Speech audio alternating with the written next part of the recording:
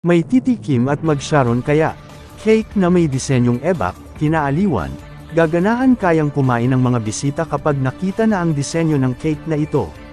Kinaaliwan sa social media ang larawan ng isang cake na may mga disenyong, oops, o dumi sa ibabaw nito. At take note, may mga butil-butil pa ng mais para mas realistiko. Saad sa Facebook page ng Dainty Cakes by Pia, na nakabase sa Bago City, Negros Occidental.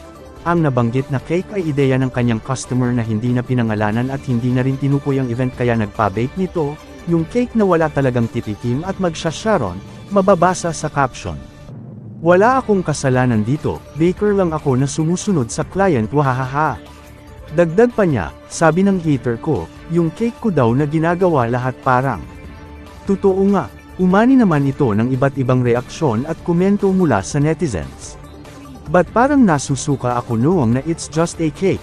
Dapat may salusaluyot o kaya malunggay haha. Kahit tumingin ayaw ko na. Parang bagay ito sa Snorin haha, sina Poop at Ern Allen. Sa eksklusibong panayam ng balita kay Kirsten Pia Jicaro, ang baker nito mula sa Bago City, Negros Occidental, siya ay cakes and pastry shop owner sa loob ng 4 na taon. Aniya, request daw talaga ng client niya na lagyan ng disenyong dumi ang cake, pero ito ay edible naman ay pwede talagang kainin.